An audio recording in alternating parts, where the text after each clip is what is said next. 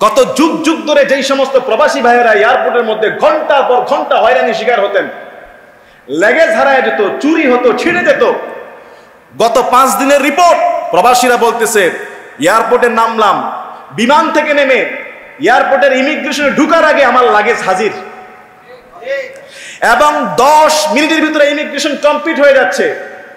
যেই এয়ারপোর্টে যেই বিমানের বালারা, বাংলাদেশ সরকারি বিমান, বাংলাদেশ এয়ারলাইন্স, তারা পাত্তা দিত না, তারা এখন স্যার স্যার বলতে, স্যার আপনার কি লাগবে?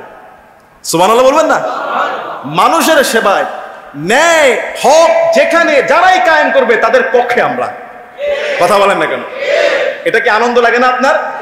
আমি নিজে মিয়া কতবার এই বাংলাদেশ এয়ারপোর্টে কত হয়রানি শিকার, বসে আছি, দাঁড়ায় আছি, সারা রাত জার্নি করে আসছি, লেগেজ নাই, খোঁজ নাই, জমজমের পানি নাই। রাত 12টায় বয়ান শেষ করে ইন্ডিয়া থেকে ঢাকায় নেমেছি সকাল 8টায়। হায় হায়, বিশাল লম্বা লাইন, বের হওয়ার কোনো কায়দা নাই, মাদ্রাসায় ক্লাস করব সুযোগ নাই। কত হয়রানি শিকার মানুষ হয়েছে। এখন মানুষের, এটা আমার বক্তব্য, যারা ইমিগ্রেশনে এই কয়েকদিন পাস, তারা বলতেছে যে 15 দিনে মাত্র আমাদের এত সুন্দর শৃঙ্খলা ফিরিয়ে দেওয়া হয়েছে। এজন্য প্রিয় ভাইরা, নেককার, ফরহেজগার, সৎ মানুষ আমার আপনার যদি প্রতিনিধি হয়, আপনিও সেই শান্তির সুফল ভোগ করবেন। ঠিক কিনা বলেন?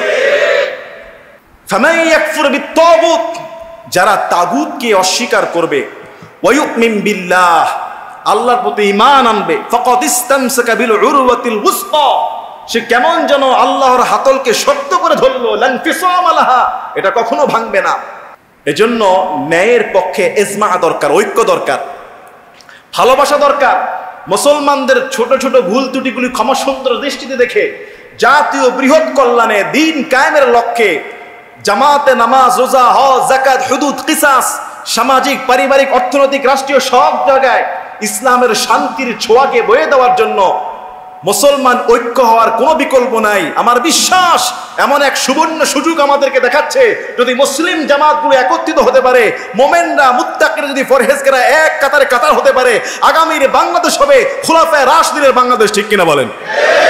আগামীর বাংলাদেশ হবে কোরআন সুন্নাহর বাংলাদেশ, আগামীর বাংলাদেশ হবে ন্যায় ইনসাফের বাংলাদেশ। আগামীর বাংলাদেশ এমন হবে না যে ছোট্ট একটা মামলায় আপনাকে আদালত পাড়ায় ঘুরতে ঘুরতে পায়ের জুতার তলা ক্ষয় করে ফেলতে হয়, এমন হবে না, বরং ন্যায় বিচার আপনার ঘরে চলে আসবে। ঠিক কিনা বলেন? এজন্য ভাই, কোরআন হাদিসকে মূল্যায়ন করা,